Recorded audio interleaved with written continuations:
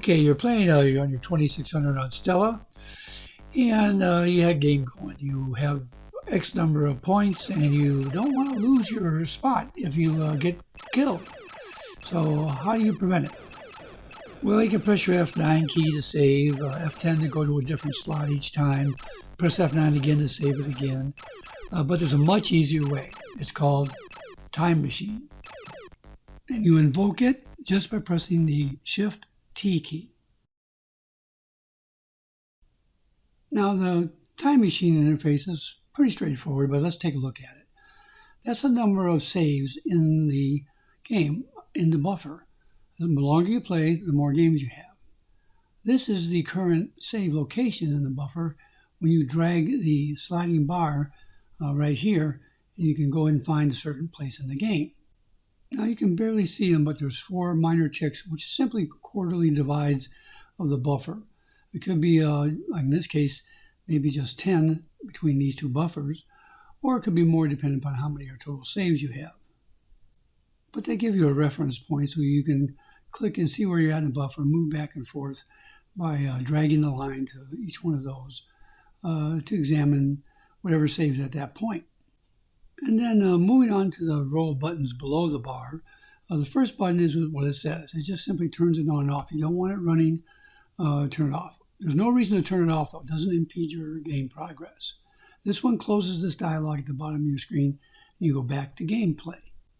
And these buttons are simply just like any other video interface. This goes to the very start. The next one goes to the next state. The play button is here in the middle.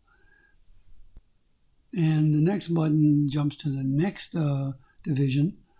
And of course, the last button goes to the very end of the whole buffer. Probably the 2 most important buttons, other than jumping around, are these buttons, where you can, anytime during the game, you could Shift T, bring it up, and click on this. It saves all your states for that. And then this one here loads that, or any other previous ones you've done. So now let's take a look at it in action. So the first thing we're going to do is look at the slider. You see there's the number at the bottom and the top. And here's the slider where you can grab and navigate just by sliding it to anywhere you want in the game to where you need to restore from, or start over from, or continue from, however you want to do it. Then when you find the spot you want, maybe one with the most lives, you just go to the second icon from the left, turns that off, and you immediately resume the game where you left off.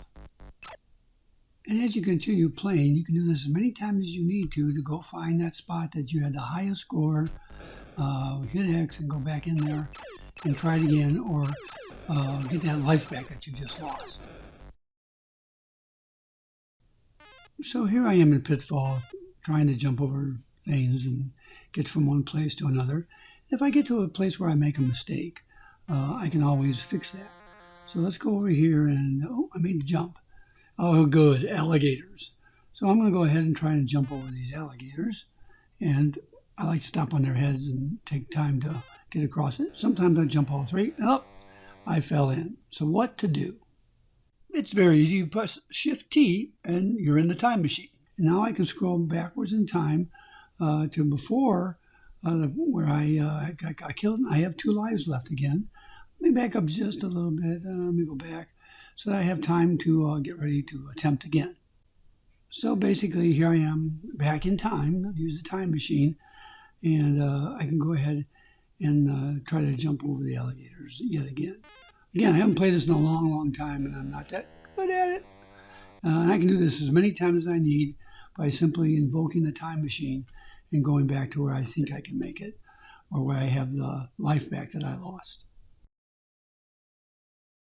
So let's say you're done for the day, you want to quit, you want to go ahead and export the state. So you can shut down, okay, and turn around and actually restart the system, come in here, click on the Control Shift T, and then you can load, and boom, you're loading that same file where you were the last time you played.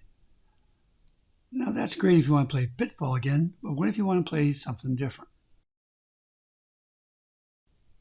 To better understand what's going on with save games, we're going to go look at the directory structure on a Windows machine. We're going to go to the C drive, the user directory, and then we're going to come down here to the app data.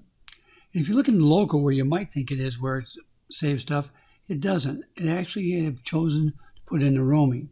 Theoretically, that anywhere you log in, it'll be available to you. So let's go down here to the roaming and look for Stella's down here. And you'll see that it has several directories, one of which is states. So let's take a peek in here. Now, if you carefully notice, you'll see that these have different extensions on them. Some are the STA file, which is the collection of different states, and some are the STO 1, 2, 3, or 4 that are actually individual saves. So when you're in an individual game, it looks up the exact match in the save states and loads that particular save state back into the game. And that's why in Pitfall, all we had to do was click on the load state, because we'd already saved all the states earlier. So just click on the load, it'll find the right save and load it up. So here I am in good old Pitfall again. It doesn't matter if I just started up that day or whatever, I can load up that state for that game, and that's great. But what if I want to do a different game? So it doesn't matter if it's a day later or whatever, I'm done with Pitfall. So I just go back into the menu and I select the other game that I want to play. And I liked Moon Patrol years ago, so let's go find Moon Patrol. It's here somewhere. There it is. Loads it up, and there's the game running. So now if I hit Shift-T, and it'll find that file that we saw in the structure and load those states. And sure enough, there they are, 65 states that I can use. I can scroll back and forth and resume the game no matter how long ago I stopped. Not only can you get more help about the time machine, but all the other thousands of settings in Stella by simply opening up the dialog box.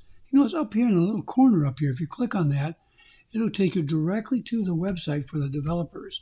And there's pages upon pages of stuff here about how the game works and what's going on with it, including, of course, a section on the time machine. But here's a wealth of information to help you enjoy the game that much more. Hey, if you enjoyed this video, don't forget to like it. And if you want more, you can just click on subscribe. You can also follow me on Facebook or Twitter. The links are in the description of the video.